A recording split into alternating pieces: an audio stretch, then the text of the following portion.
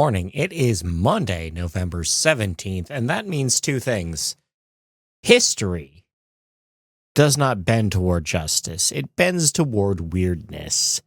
And therefore, the just gotta be a little weird.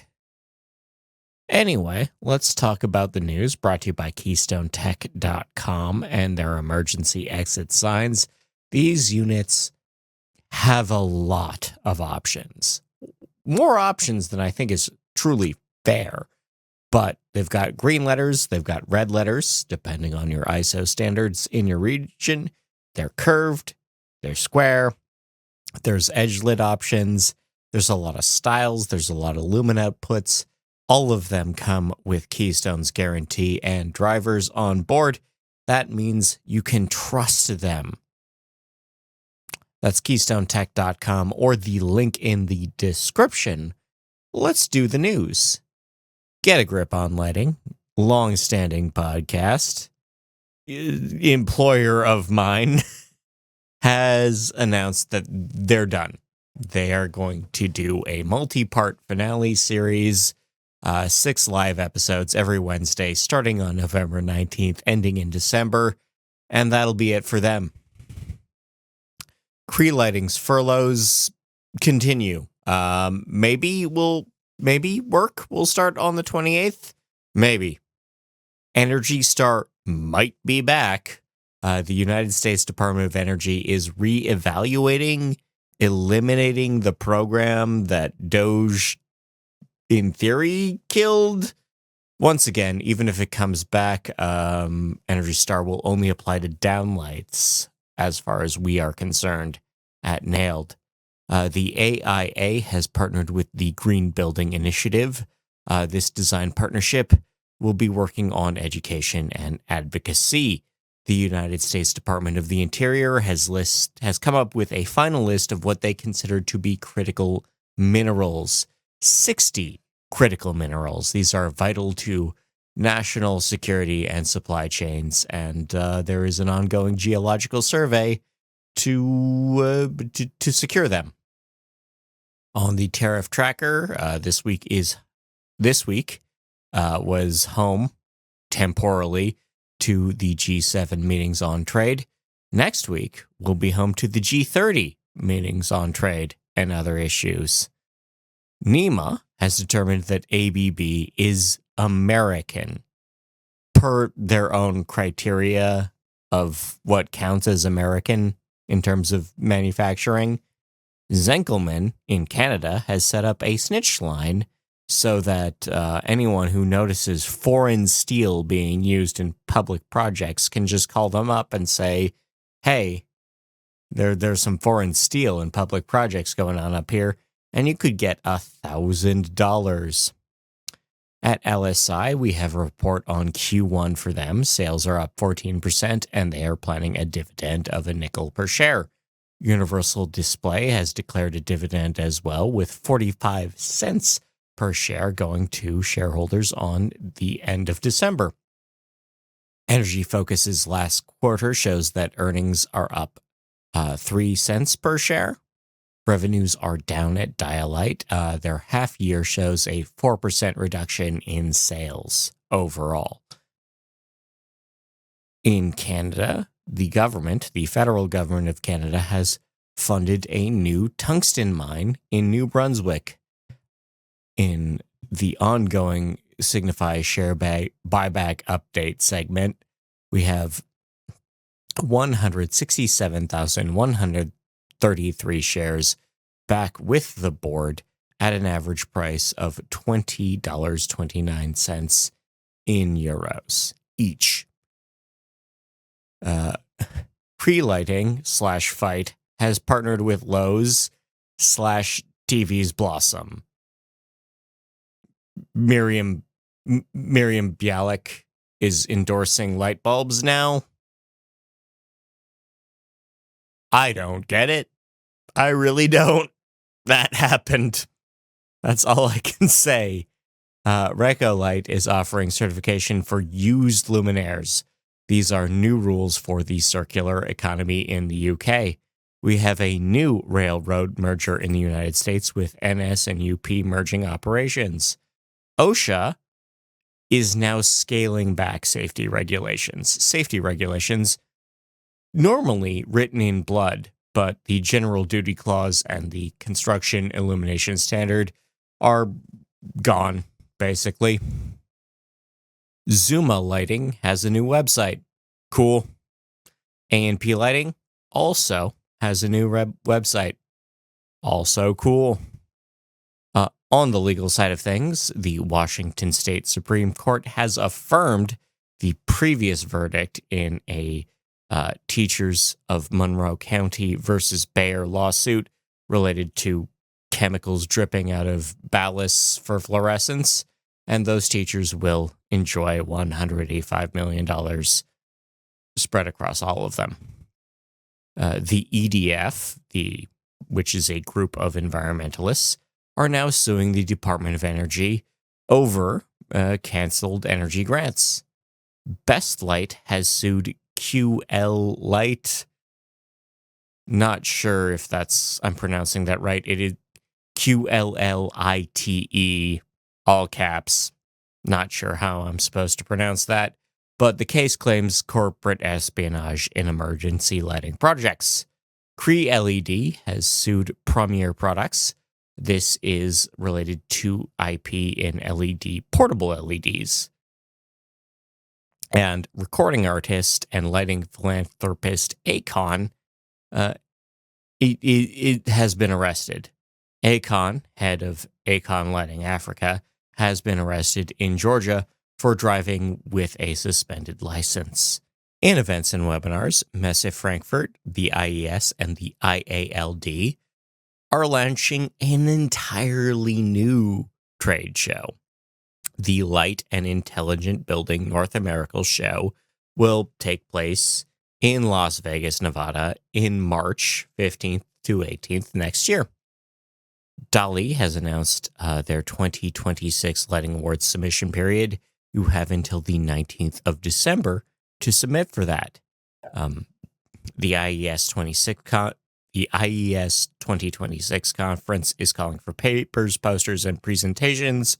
All sessions and workshop deadlines are spread between January and February of next year. WAC has published their webinar series. You can watch 5 on-demand sessions on light, health, and wellness right now. Universal Display is going on tour with execs and researchers presenting at live events in Hong Kong, London, and Hiroshima. The NAED is seeking Member Achievement Awards submissions. Recipients will be named in May. In IoT news, a unnamed private investment group has bought Digital Building Solutions as part of a broader play to incorporate more AI into their work. Semilux is not in compliance for the minimum bid price on their stocks on the NASDAQ, which means they now have 6 months to maintain a closing price of $1 per share 30 days in a row.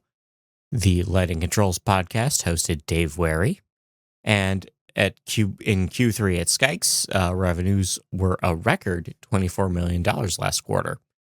In research and development, we have new data on the accuracy of simulations that shows that design file formats that we know of don't necessarily match up with practical use cases. The CIE has published 2 new measurements. One is for rendering factors in human skin color, and the other is a position statement on obtrusive light and light pollution. Tomsk Polytechnic University has opened a new lab for biodynamic lighting research. We have new ceramic phosphors in laser lighting from Jiangsu Normal University. And we also have an entirely new UVC LED from Elphaton. On the dark side of things, Dark Sky International has named their annual award winners at their annual conference. Once again, I have been excluded from that winners list. Once again, I'm not that bitter about it. Alan is changing the metabolism of entire ecosystems. We have a Spanish study that shows that examines low CCT LED, PC amber LED, and light pollution standards and what that actually works out to be. The University of Glasgow is tracking sensory pollutants in owls. Dim light at night changes a lot of things about the reproductive function of hamsters, including the actual shape of their testes. In Yorkshire, in the UK, 3 towns have joined the Greater North York Moors Dark Sky Zone. The Huanglong National Scenic Area in Sichuan is now a dark sky park, and cyclone lighting lenses meet DSI requirements. In Fort Myers, Florida, they're going to be stepping up lighting enforcement next year because it turns out the sea turtles didn't do so great this year. Big Cypress National Preserve might lose their dark sky status over what DHS calls alligator Alcatraz. Mexico City will be regulating light pollution next year. Parks in Apache Junction, Arizona have been recognized by Dark Sky International. Rehoboth Beach in Delaware is pondering a new lighting ordinances, and Simsbury, Connecticut is referring their lighting ordinance plans to the county level. Horticulturally, Second Bloom is liquidating their gear, much of it never actually used. This might end up going to Goodleaf, which just raised $52 million in venture capital funds. We have new hydroponic systems for edamame from the Hosei University of Japan. We have new lighting methods to improve the growth patterns of white hearts of Jesus. That's a type of houseplant. The Department of Justice is going to begin a new crackdown on edibles and beverages that include cannabis. This is reversing a trend from the previous administration. In recommended reading, all these links and so much more are available on nailed.org. We have a recap of Canada Light Expo. We have a question of, are lighting company names too complicated? This editorial really limited to the Fight Cree lighting thing, but I'm going to say no. All company names in lighting are bad. They're too complicated. It's bad. It's bad out there. We should all be doing better to be different and differentiatable. We have a business case for daylight, the when, how, and why of skylight replacement. We have 6 takeaways from what the Light and Intelligent Buildings North America plan might be. DMF Lighting's Rushi Kumar talks about AI and human-centered design, things that probably don't fit together. That sounds oxymoronic to me. We have LiDAR's role in autonomous trucking. We have deep sea mining being maybe bad. I'm going to drop a bonus video before the end of the year about deep sea rare earths mining. I'm telling you that now. An entire bonus video. Because I think I want to start doing bonus videos about things that I am learning about lighting and other parts of the industry. And it'll be fun. It'll be cool. It'll be useful, I think. I hope. We have an examination about how everyone really did start to hate, quote, the big light. We have a question of what is and is not biophilic design. We have motion and presence detection in commercial lighting. We have the ongoing debate, as though both sides were valid, about time changes seasonally and how the EU might solve that for us. We have how dark showers might actually have some merit, even anecdotally. We have the grand reopening of the War of the Currents. We have how to automate a smart home properly. We also have what to do when your dining room is too bright. And light pollution got you down? Just drive to the middle of Texas. Why not do that? That'll solve your light pollution woes. Visiting a place where there's no light pollution. We have a case study of the University of Bergen's anti-SAD light therapy lecture hall, SAD being seasonal affective disorder, and we have a case study of the so-called carbon mosque in Dubai. This is a carbon neutral mosque in Dubai. In local news, we have a $50 million bond for Oregon State Parks. We have $917 million in transit projects for New Jersey. Sault Ste. Marie, Ontario is offering new tools for residences. Aurelia, Ontario is switching all of their exterior lighting to LED. In Louisiana, a utility is celebrating their 100,000th residential incentive. A charity is holding an auction to relight a home for the intellectually disabled. New York City has set a new streetlight mandate. Harrisburg, Pennsylvania has begun work on a new street lighting program. We have new lighting going up in Long Beach, California. Seattle, Washington proposes parks getting more lighting. Weber State University is beginning new energy projects. The town of Penn Yan, New York, has debated the merits of expanding crosswalk lighting. Richmond, Virginia, is repairing the Carytown sign lighting.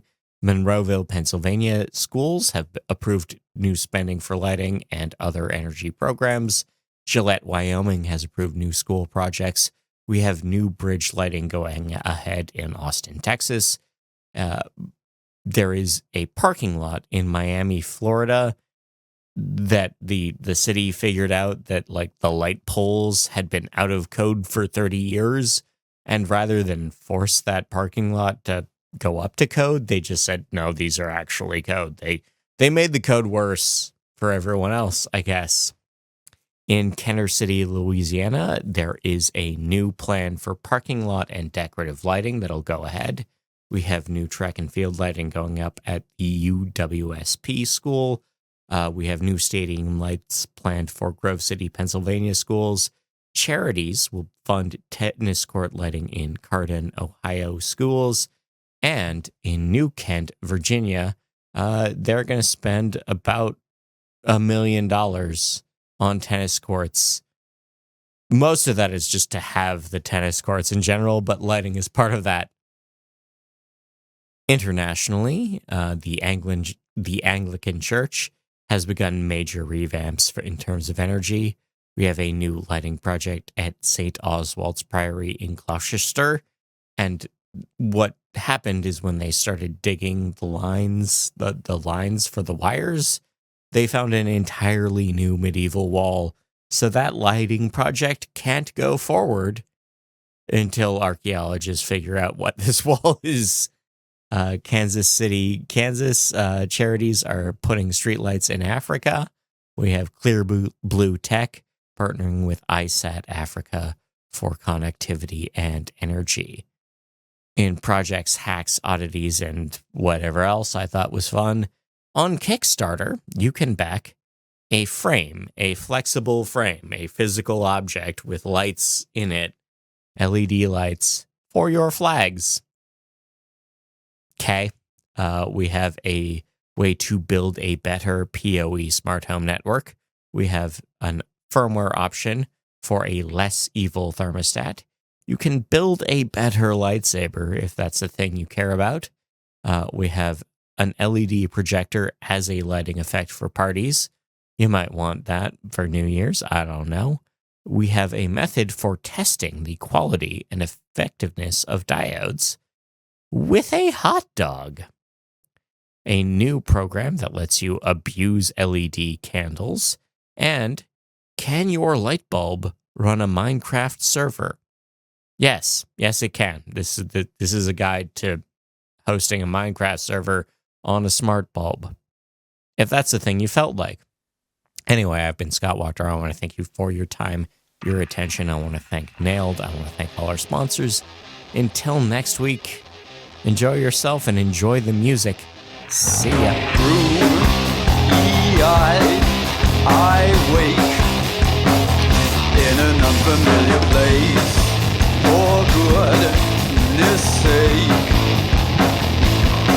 I gotta find my way back home. It's much harder to do when you're all alone. And yes,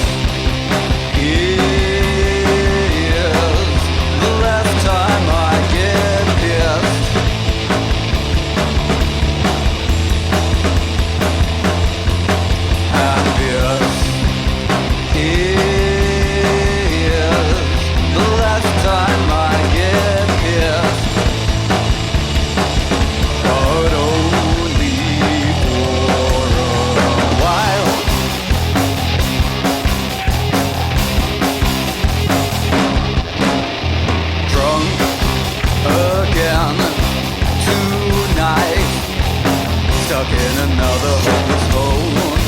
I'm not alright. I wanna smash my head on the wall. I know I shouldn't really be here.